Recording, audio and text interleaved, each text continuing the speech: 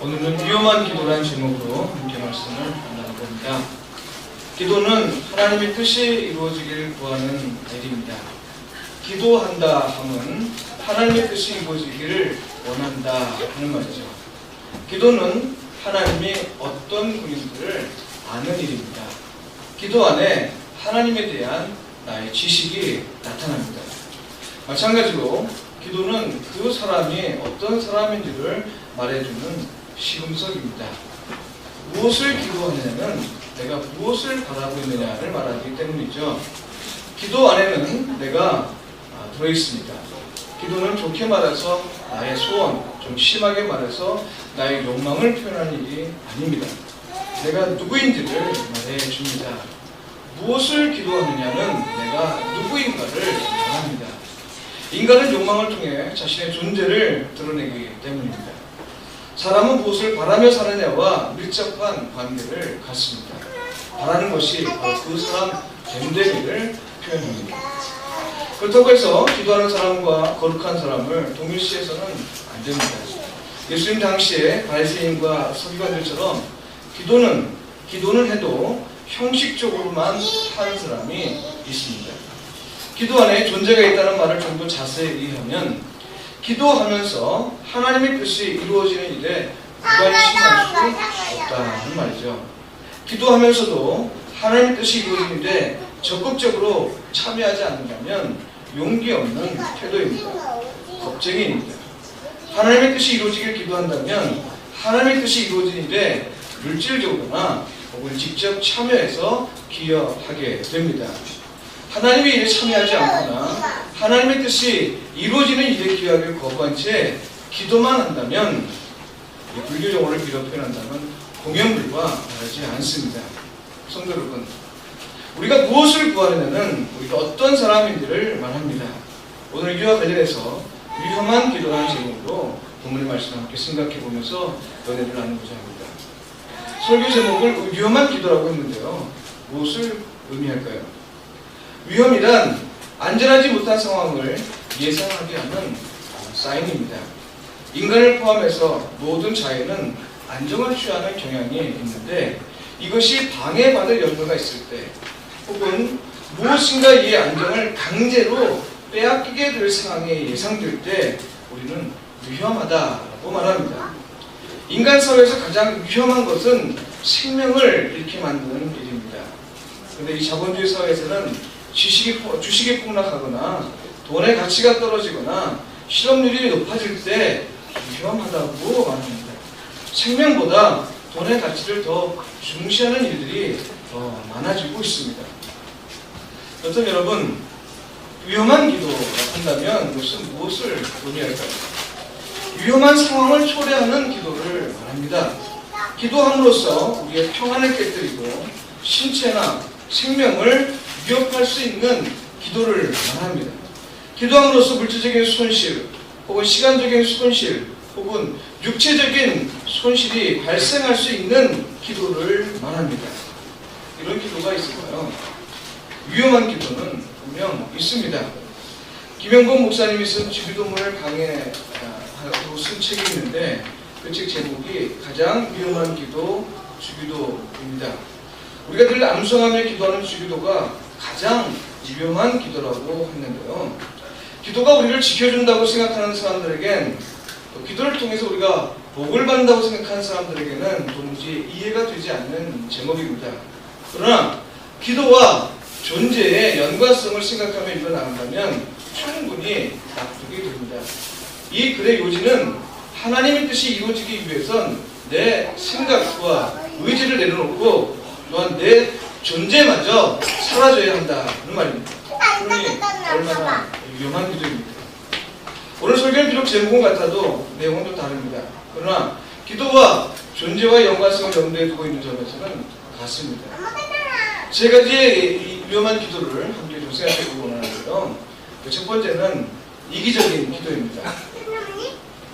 다른 사람의 형편을 고려하지 않고 자신에게만 유익이 되는 일을 구하는 기도를 말합니다. 스포츠와 같이 승자와 패자가 확연하게 구분되는 일들이 있습니다. 전쟁처럼 삶과 죽음이 가질 수밖에 없는 상황이 있습니다. 주식시장처럼 얻는 자와 잃는 자가 분명해지는 일이 있습니다. 합격과 불합격이 분명한 일들도 있습니다. 이런 상황에서 내가 승리할 것을 구하면 다른 사람은 패자가 되게 해달라는 말입니다. 나를 살게 해달라면 다른 사람은 죽게 해달라는 말이고, 나로 얻게 해달라면 다른 사람은 잃게 해달라는 말입니다. 내가 합격하게 해달라고 하면 다른 사람은 불합격하게 해달라는 말입니다. 다른 사람의 슬픔과 고통을 발판으로 기쁨과 행복을 누리게 해달라는 이 기도는 이기적인 기도입니다. 이기적인 기도가 위험한 까닭은 공동체를 깨뜨리거나 공동체 정신을 해치기 때문입니다. 이재철 목사님 잘 아시겠지만 이 이재철 목사님의 글에 이런 글이 있습니다. 신부전증으로 시달리는 분이 미국의 한 병원과 교섭한 끝에 태평양을 건너게 되었습니다. 그런데 기대와 달리 미국에 도착하면서 오랜 기간 동안 자기 차례가 돌아오지 않았습니다. 그때부터 그들은 이렇게 기도했다고 합니다. 하나님, 제가 빨리 신장을 제게 빨리 신장을 제공해 주셔서 하속히 건강한 몸으로 귀국하게 해주세요. 자기 목숨에 달린 일이니 간절히 기도할 수밖에 없을 것이고 우리 모두 이런 기도를 드릴 것입니다. 그러나 여러분, 조금만 더 생각해보면 이 기도 속엔 대단히 위험한 생각이 들어있습니다. 내가 살기 위해 누군가가 뇌사에 빠져 자신에게 신장을 제공할 수 있게 해달라는 말이기 때문입니다. 하나님의 천국 창고에는요, 아무짝에도 쓸모없는 잡동사니들이 참 많겠다는 생각을 합니다. 결코 응답될 수 없는 기도들이 포장도 뜯지 않은 채 가득 쌓여있을 것이기 때문이죠. 이기적인 기도는 오직 인간의 욕망으로만 가득한 기도입니다. 이기적인 기도는 하나님이 결코 들어줄 수 없는 기도입니다. 이런 기도가 위험한 이유는 하나님을 편파적으로 만들기 때문입니다. 하나님을 내 편으로 가릅니다. 가난한 자의 하나님, 부자의 하나님으로 분열시킵니다. 강한 자의 하나님, 약한 자의 하나님으로 나눕니다. 만물을 창조하시고 공평과 정의로 다스리신 하나님을 편파적인 하나님으로 만듭니다. 거룩하신 하나님을 하찮은 하나님으로 전락시키는 것이죠. 그래서 이런 이기적인 기도는 위험한 기도입니다. 또 하나의 기도는 중언부언하는 기도, 다른 말로 얘기하면 외식하는 기도가 위험한 기도입니다. 중언부언한다는 말은 단지 말이 많은 기도를 의미하지 않습니다. 진정성이 없는 기도를 말하죠. 구하면서도 간절함이 없습니다. 했던 말을 반복하고 기도에 핵심이 없습니다. 굳이 응답을 기다리지도 않습니다. 그저 성도로서 누구라고 생각하기 때문에 기도할 뿐입니다. 기도할 시간에 함께 기도하자 하니까 기도하는 것이지 간절한 마음으로 그것이 이루어지지 않으면 안 되겠다고 하는 이 절실한 마음으로 기도하지 않는 것이죠. 이런 기도들 다 중언비언하는 기도입니다.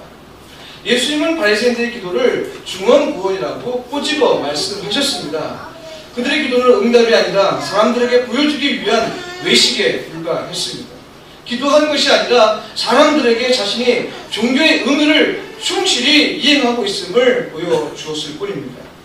종교의 지도자로서 위험을 나타낼 뿐이었습니다. 기도를 통해 자신이 의로운 사람임을 나타내 보이려고 했던 것이죠. 중언부언하는 기도가 위험한 까닭은 무엇일까요? 그것은 외식적인 행위이기 때문입니다. 또한 왜 기도하는지, 무엇을 위해 기도하는지가 분명하지 않기 때문에 사람들로 하여금 기도를 들으시는 하나님의 존재를 불투명하게 만듭니다. 기도가 잘못되면 그렇게 기도하는 사람만 문제되는 것이 아니라 그런 기도를 들으시리라 여겨지는 그 하나님에 대한 신뢰와 하나님의 존재에 대한 신앙마저 흔들리게 만듭니다. 그렇기 때문에 바리새인들을 통해서 하나님을 볼 수 없었던 것이죠. 바리새인들의 기도를 통해서 사람들은 하나님의 응답을 기대할 수 없었습니다. 그러니 하나님에 대한 신뢰마저도 땅에 떨어질 수밖에 없었던 것이죠. 그렇기 때문에 이 중언부언하는 기도, 진정성 없는 기도는 위험한 기도입니다. 자, 그렇다면 이게 늘 우리 가운데서 이런 부정적인 의미에서 위험한 기도만 있을까요? 마지막 세 번째 위험한 기도, 오늘 성경 본문이 전해주는 제자들의 기도입니다. 한 마음으로 소리를 높여 기도한 내용은 24절과 30절에 기록되어 있습니다. 이 기도가 위험한 기도로 여겨질 이유는 29절과 30절에 나와 있는데요. 우리 함께 읽어보겠습니다.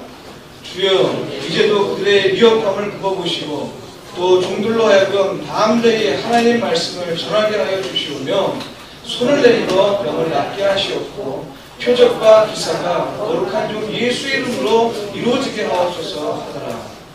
지금 제자들이 어떤 상황입니까? 그들은 나면서 앉은 병인을 예수의 이름으로 낫게 해 주었을 뿐만 아니라 전하지 말라는 예수의 복음을 전하다가 지금 생명의 위협을 겪고 있는 중입니다. 그런 상황에서 그들은 위험을 제거해달라고 기도하지 않았습니다. 주께 헌신했으니 우리의 생명을 보호해달라고 기도하지 않았습니다. 오히려 그들은 자신들이 믿고 있는 말을 다시 한번 힘차게 고백하였습니다. 그리고 담대히 하나님의 말씀을 전하게 하고 또 예수의 이름을 병을 고치고 예수 이름으로 병을 고치고 이적과 기사를 행할 수 있게 해달라고 기도했습니다. 이 예수가 누구입니까? 그들은 예수의 이름으로 병을 고쳤고 예수의 이름으로 복음을 전했기 때문에 지금 생명의 위협을 겪었던 사람들이었습니다. 그들이 생명을 위협을 했던 바로 그런 일들이 더 크게 더 강하게 일어날 수도 있는 이런 상황을 그들은 기도를 통해서 불러들이고 있는 것입니다. 이것은 피할 수 없는 상관관계이죠. 그들이 더 하나님 앞에 헌신하면 할수록 더 이런 기도를 드리면 들을수록 그의 생명은 위태롭게 되는 것뿐입니다. 그런데도 이런 일이 일어나길 간절히 바란다는 기도를 지금 드리고 있습니다. 도대체 제정신이 있는 것일까요? 물론입니다. 기도를 해달라고 하는 거고요.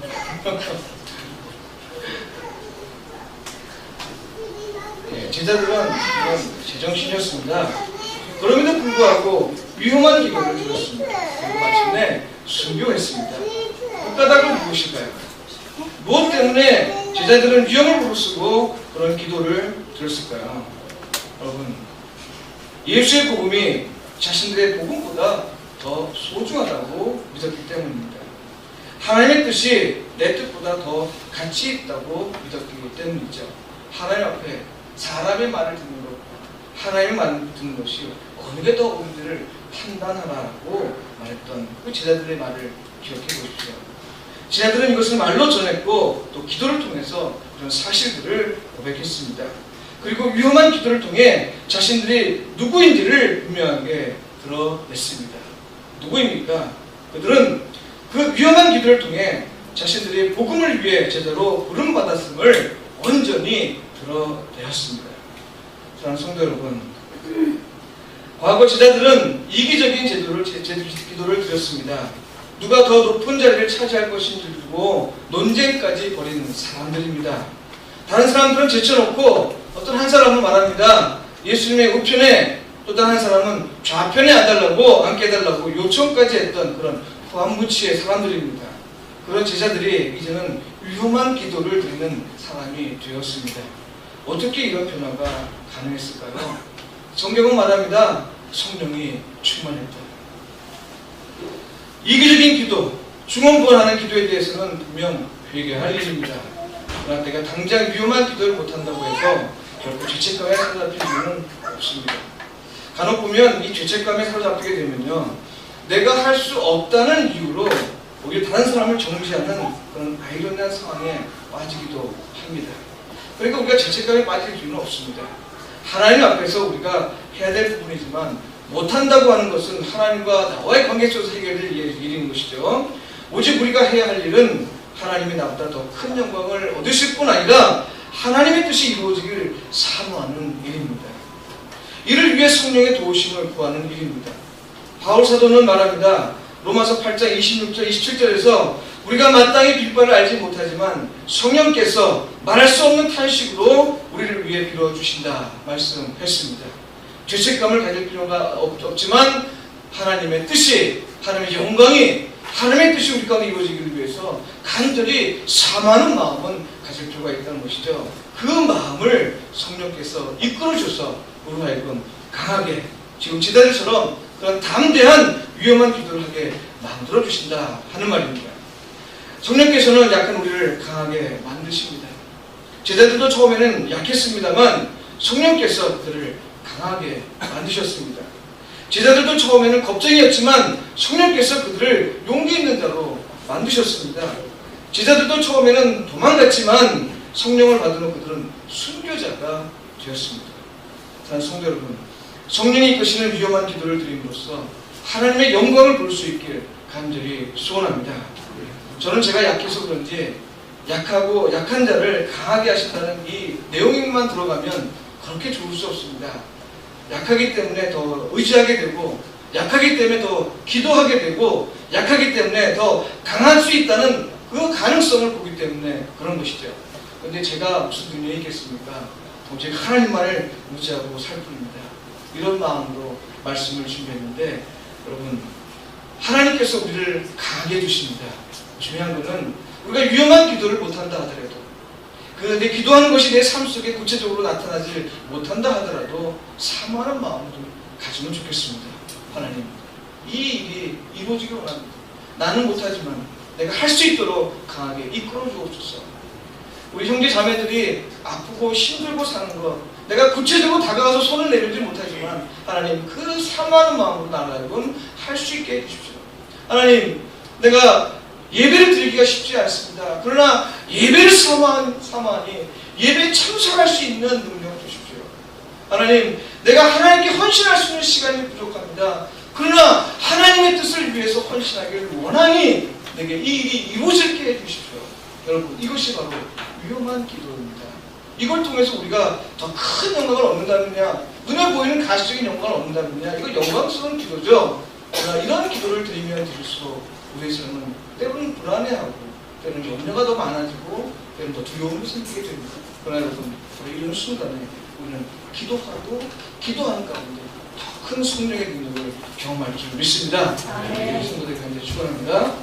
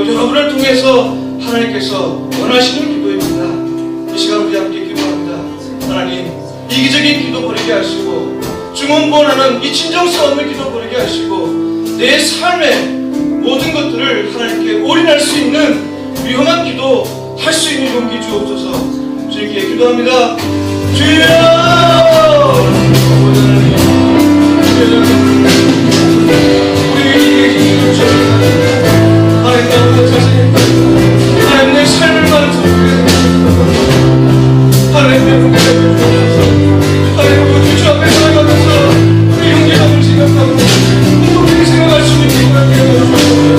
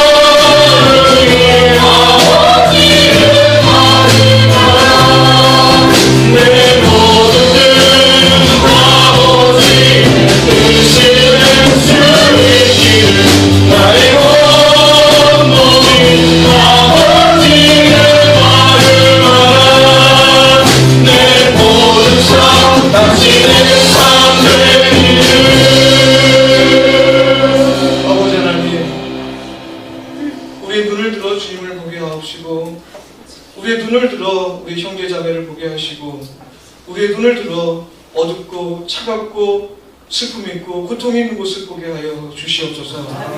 하나님의 마음이 우리를 통해서 전해지게 하시고 하나님의 뜻이 우리를 통해서 이루어지게 하시고 하나님의 그 깊으신 사랑이 우리를 통해서 나타날 수 있도록 도와주시옵소서. 하나님 아버지, 우리 입술 열어 기도하오니 위험한 기도를 드리게 하옵소서. 아버지 하나님, 우리는 약하고 하나님 쓰러질 수밖에 없고 부족한 죄인이지만 하나님께서 함께 하시면 모든 것 가운데서 가능하게 하실 줄 믿사오니 주여, 우리 하여금 주님의 영광을 위한 기도, 형제 사랑을 위한 기도, 하나님 나라를 위한 기도가 될 수 있도록, 드려질 수 있도록 도와주시옵소서. 예수님의 이름으로 기도하옵나이다. 아멘. 다 함께 일어나셔서 파송의 노래 드립니다.